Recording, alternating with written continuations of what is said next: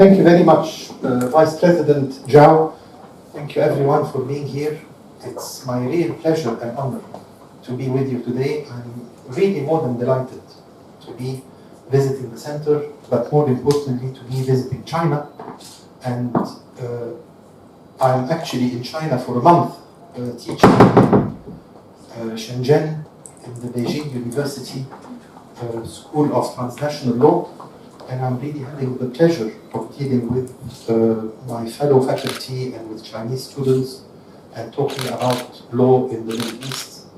And my visit here to Beijing is just for a few days as part of my longer visit for 5 weeks to Shenzhen.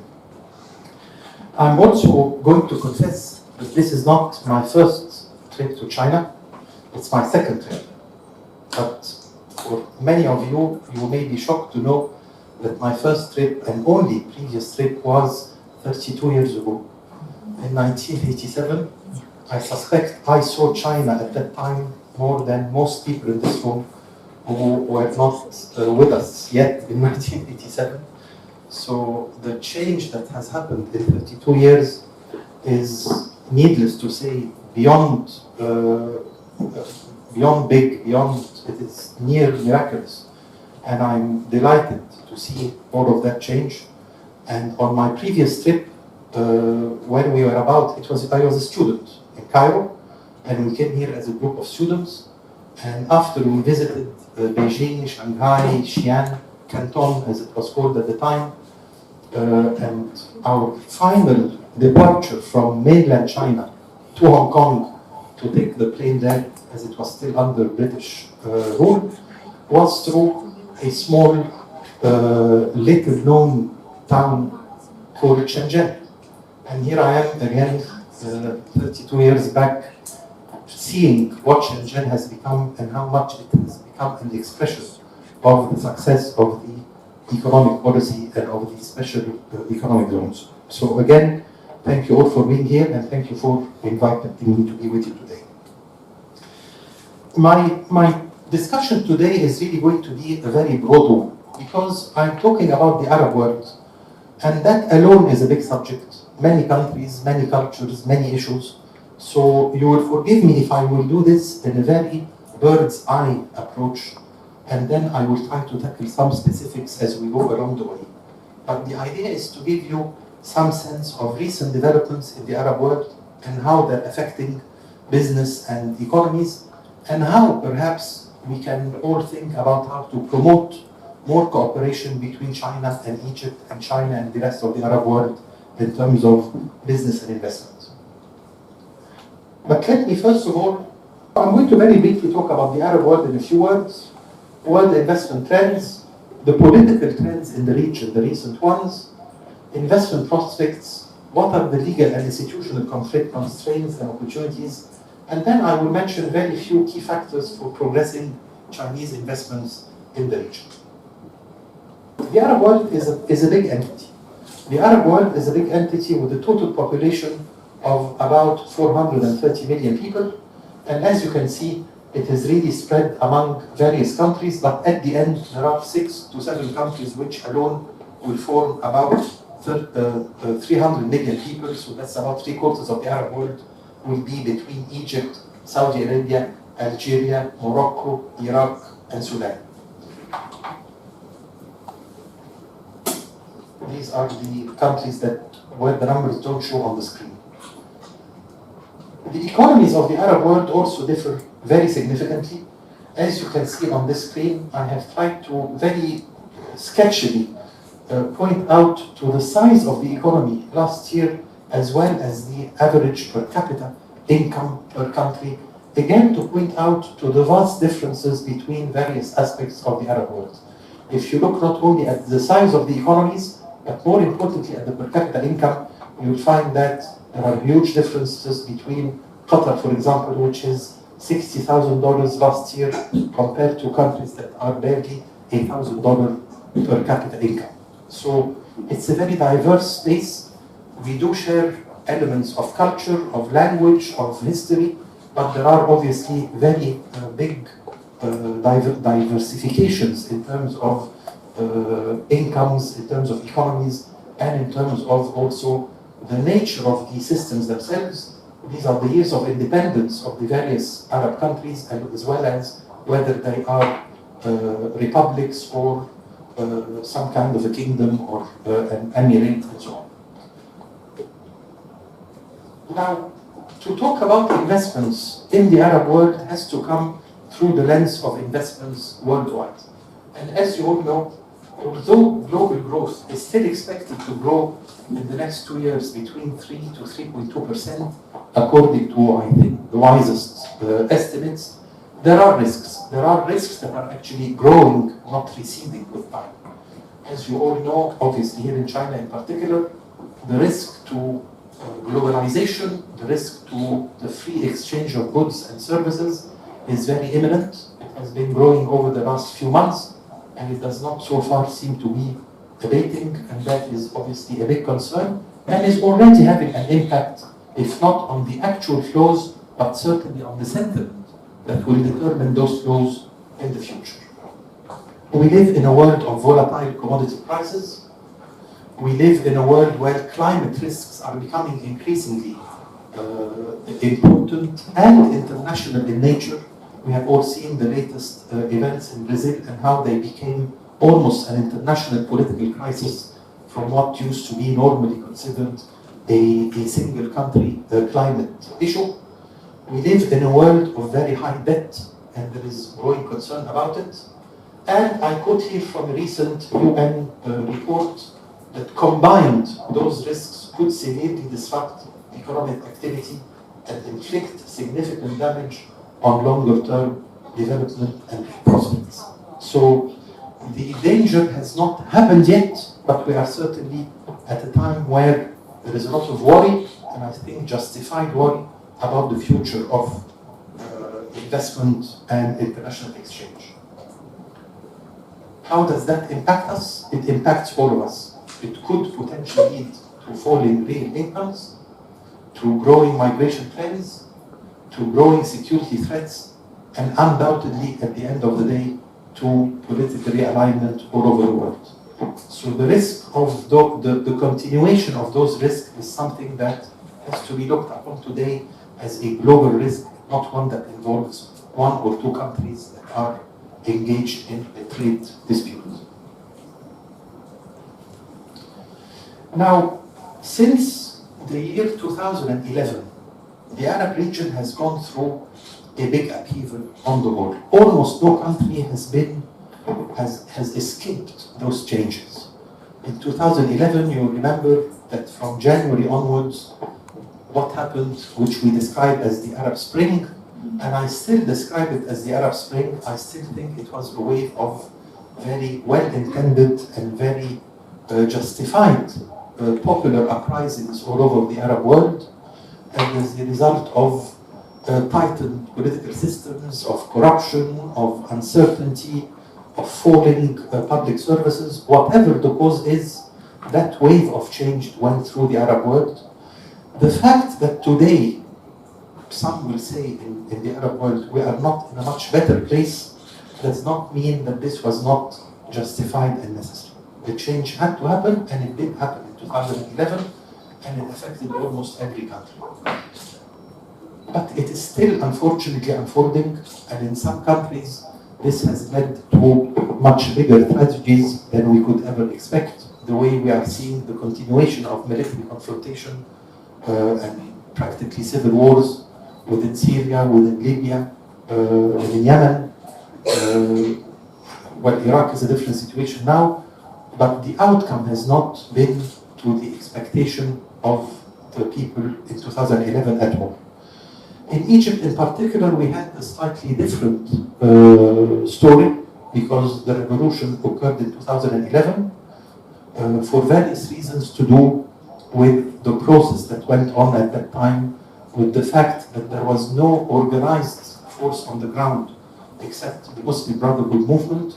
We found ourselves, after 2 years, under the leadership, both in parliament and in the presidency of the Muslim Brotherhood movement. I personally was involved in politics at that time. I had no problem admitting and accepting this as a democratic transformation.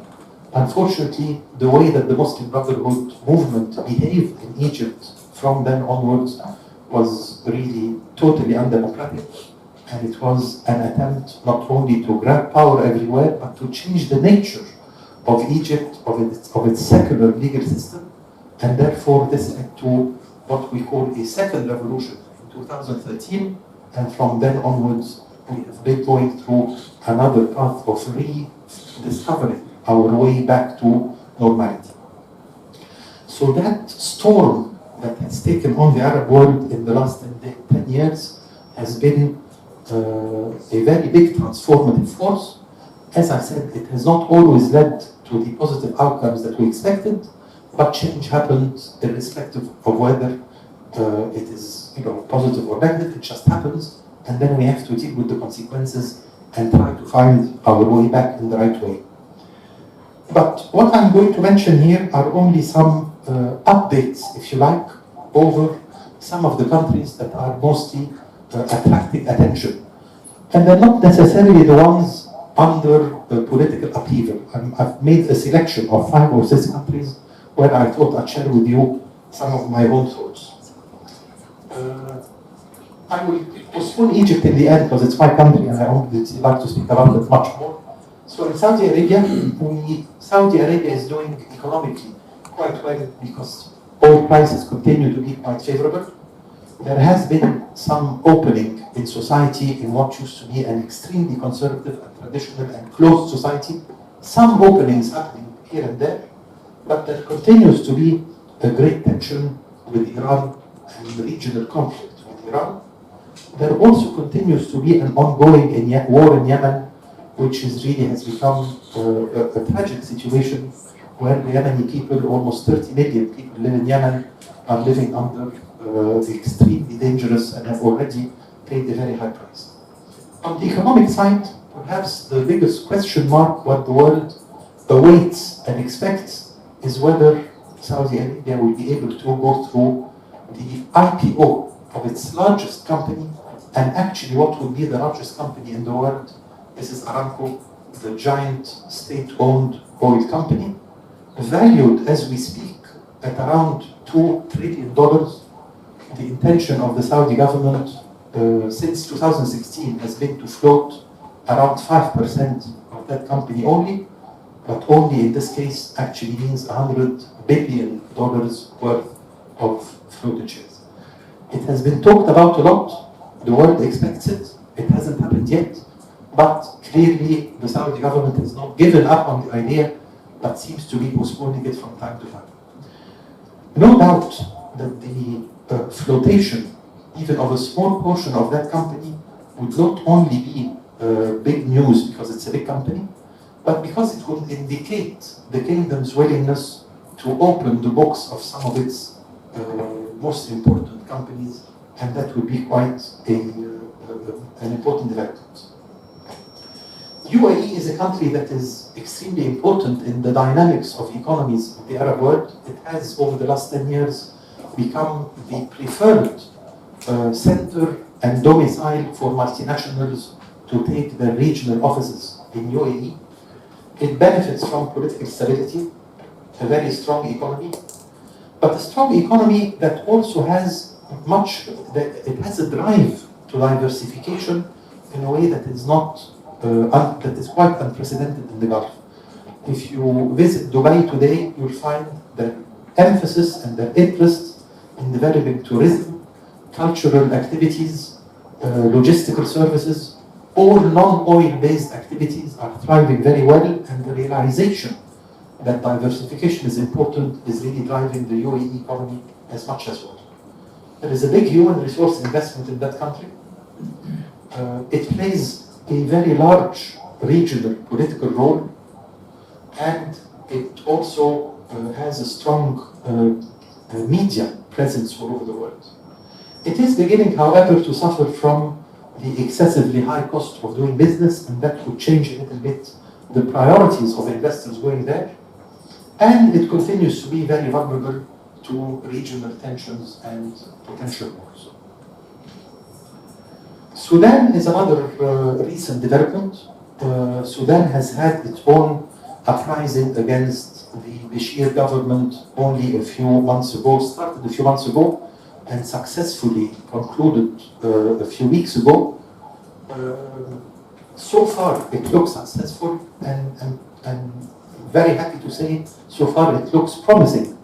And it looks like, so far again, that the Sudanese military and civilian movement have learned quite a lot from some of the failures of the Arab Spring in its initial form, and therefore there seems to be a much better dialogue going on in preparation for the transition to a new constitution sooner or later. But the economy remains very weak. The infrastructure is extremely weak and very little investment. And as we all know, no matter what the political goodwill is, unless the economy begins to pick up and to allow people to live in a decent way, political stability becomes very difficult to sustain. There are also border issues with the newly independent southern Sudan, and there are ethnic tensions in the west of Sudan, but there are huge growth potentials in that country if it is successful in the political transition that it's going through. Algeria is another country, very big Arab country, very big economy, the largest country in terms of space, by the way, in terms of geographical space, and one that has had the worst, perhaps, trauma of colonization. It was occupied by France for more than 130 years. It was a very traumatic experience, even by standards of colonization in general.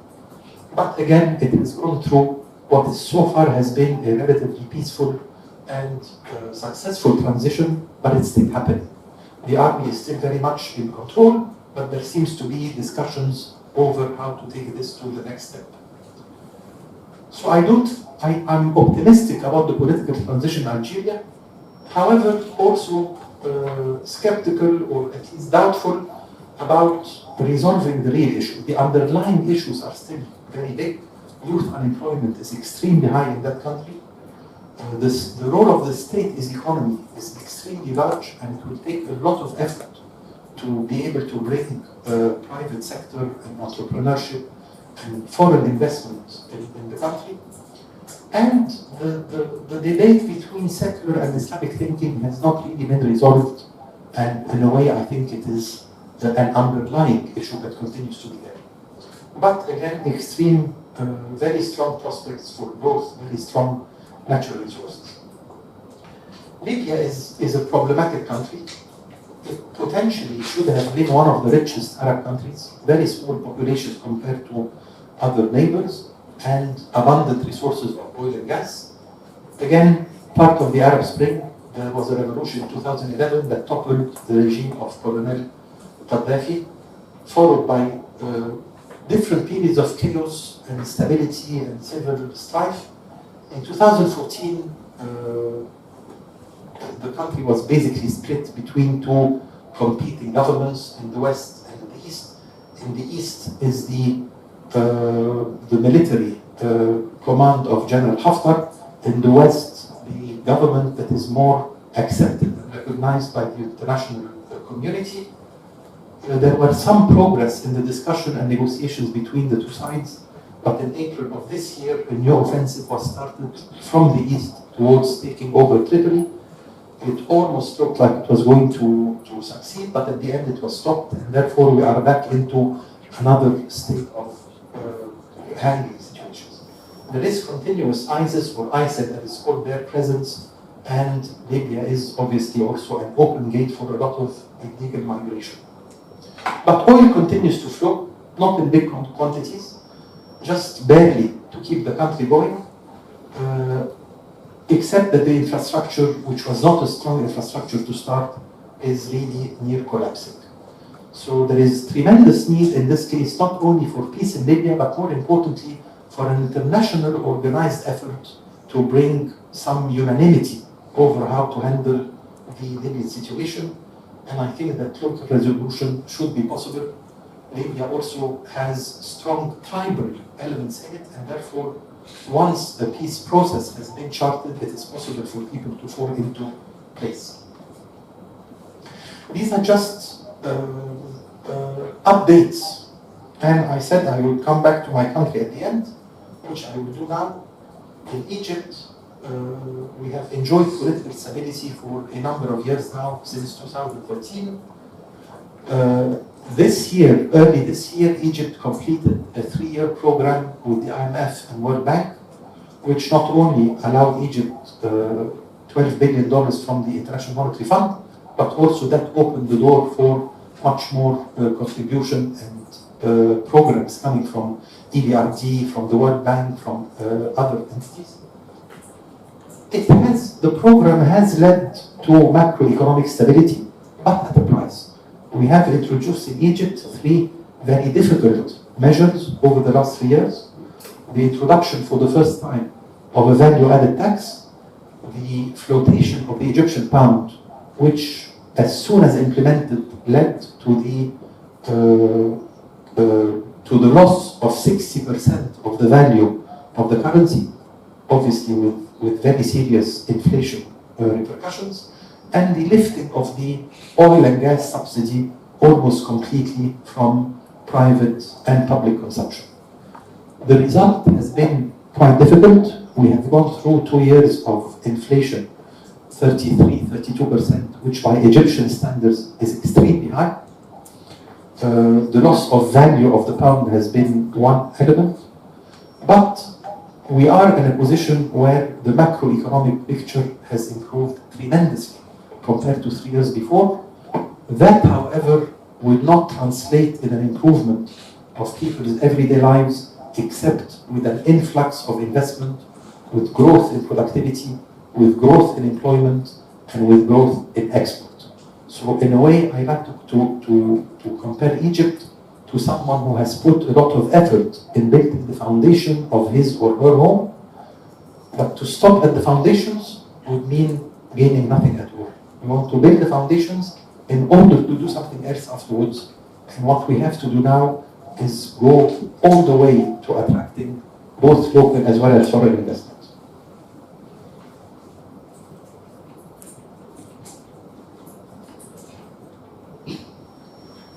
Now, the investment prospects, these are various sectors that, by and large, across the Arab world, will be extremely important in the next 2 years. Construction, no doubt about it.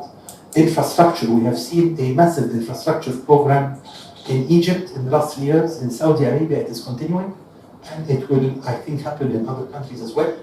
Transport, in particular, is going to be extremely important. Egypt is introducing for the first time the high-speed train for one line.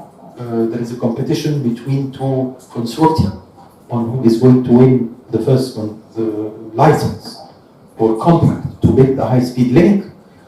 I don't think China needs to be very worried, because both consortia have Chinese companies part of them. So it's really 2 groups of Egyptian contracting companies competing against each other, but each one of them has brought with that group Chinese technology in high-speed links. Health and education are going to be extremely important in the region, because the governments will no longer be able to fill the gap on their own. There needs to be significant private sector investment in health and education. Some industries in particular, white goods, cars and car parts, machinery, and finally, renewable energy has grown very much in the last few years, and I expect it to grow even more as the cost of technology is going down and the demand is increasing.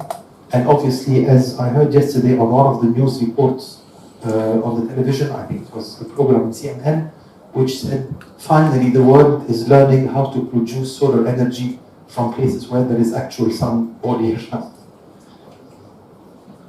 So these are countries, in my opinion, that have an urgent need for investment right now, and good prospects and credibility. These are countries that I think are ready to be attracting foreign direct investment and need massive investment as we speak. Egypt, Iraq, Morocco, and Jordan, they're not alone. I'm just picking some of the examples that I think are extremely important. as compared to those 4 countries that I think are equally in need, perhaps, of more investment, but if not ready immediately, they will be the investment destinations of the future as soon as the politics settles down. Sudan, as I said, is a massive country, massive resources, and extremely weak infrastructure. Algeria, on the other hand, is a rich country. It has the resources, but it needs to turn around many years of lack of economic activity. Libya, for Egypt, is the most strategic development to happen, will be the settling down and opening up of Libya, because, again, it's a country with resources, with needs, but very little infrastructure. And of course, Syria is in a much more difficult position because the violence continues there very much. I will, as a lawyer, I cannot not speak about law. I have to justify my profession. So let me just tell you in a few words, when companies, whether from China or Europe or the US or anywhere where else, when they think about investing in the Arab world, of course they consult lawyers and they consult advisors, but there are some things that I would like to share with you that form part of the foundation of the legal systems in the region in general. And the reason why there is, although there is diversity of country, of economies, of political systems, there is more or less a common thread going through the Arab world. That has to do with the historical situation, when most of the Arab world, as we know it today, was in the 19th century and before part of the Ottoman Empire. I say the 19th century because in the 19th century, or actually the late 19th century, is when the Ottoman Empire began to modernize itself. And part of that modernization was to look around, to look into Europe, and to see what kind of army to build, sanitation systems, education systems, and of course, legal systems. And it took the decision of looking towards continental Europe, what we call as lawyers the civil law family.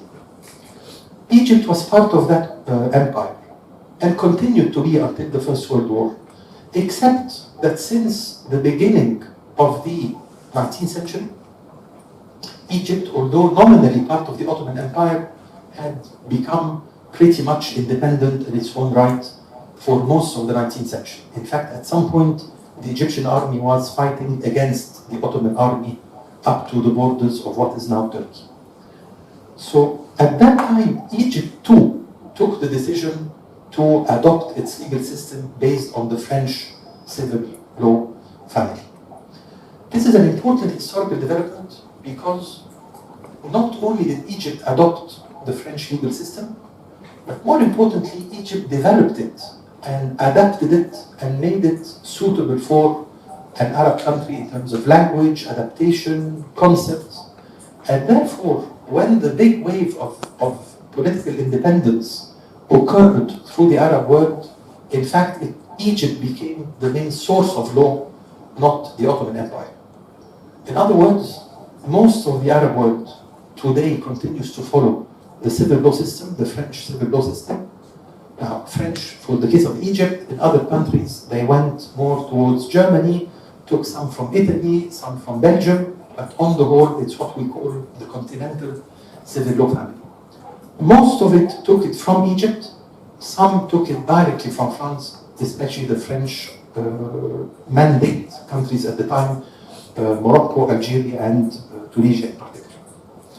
So, this is an important distinction because it makes us understand the nature. So, if you consider there is a civil law family, common law, what impact does Islamic law have and what are the mixed systems? Well, to put it briefly, this is more or less what it looks like. I don't know if the colors are clear from your side, but pretty much all of the Arab world is following the continental civil law system, except that Sudan has a mixed system a little bit, so does Jordan. Saudi Arabia is the only country that officially says that it is applying Islamic law in itself. But otherwise, in Yemen, and in UAE is a mixed system because of the Anglo-Saxon influence, but on the whole, we are looking at an area where, in spite of the differences in many things, there is more or less the same legal school. So what is that legal school? It is mostly a civil law family, some influence from Sharia law, from Islamic law, but actually, putting aside the Saudi Arabian situation because it's unique, in fact, in Egypt, and therefore in most of the Arab world, Islamic law has been for a very long time confined to issues of family law, inheritance, marriage, divorce, custody, and so on. But commerce and business has been totally built on the foundations of civil European law. But they're old laws. There is a need for legal reform across the Arab world. The judiciary is very slow. And it is very slow in all aspects. However, there exists a very vibrant and modern financial law system. And more importantly, for business people and for companies, the Arab world has come to accept international arbitration as a normal and practical way to abide by international rules. There are also common institutional features, usually a very large role played by the state in the economy, and very central decision-making processes. Now, most of the Arab world, in fact, 18 countries in the Arab world have adopted at some point investment laws. All of them continue to be in application. In Egypt, we have had investment laws since the year 1971, up to the latest one is in the year 2017. They all will give, now this is not describing the Egyptian law, it's describing investment laws in the Arab world in general. The only exceptions that I know are United Arab Emirates, Lebanon, and Bahrain don't have investment laws, but frankly, they have very good investment environments. So all of these investment laws will give certain guarantees, guarantee against nationalization, against compulsory pricing, guarantees fair competition with local investors, the right to capital and dividend repatriation, and as I said before, everywhere international arbitration is recognized. You will find some investment law incentives in some of the systems, sometimes tax incentives, customs, cheap supply of infrastructure, of power, and so on, and some employment incentives. There is also a growing trend to understanding that there has to be a facilitation of bureaucracy. Because we are dealing with an area in the world where, as I said, there is very strong bureaucracy, very strong centralization, and big role of the state, the investors not only want to see guarantees and incentives, but more importantly, something that takes them on a fast-track process through the rather heavy bureaucracy, be it one-stop shops, dedicated investment offices, or special economic zones where things can happen a bit more quickly. I will just conclude, and I hope I'm on time. I will conclude by saying that my interest in coming to China is not only academic, although I'm enjoying very much my teaching experience in Shenzhen. It's also to understand more. It is, a friend of mine told me there is no better way. Teaching is the best way to actually learn. When you teach, you find out how much you don't know, and therefore you begin to try to answer the questions yourself. It is to a large extent an experiment for me to try to understand more about China, to try to understand how to bring more Chinese interest in investment and trade within the Arab world. And I'm going to only propose a few ideas. Of course, any investment has to look at the macroeconomic environment, economic indicators, employment, infrastructure. The legal environment, as I said, is something that we have to be very careful about. What kind of legal system, what kind of institutions exist, what kind of taxation, and so on.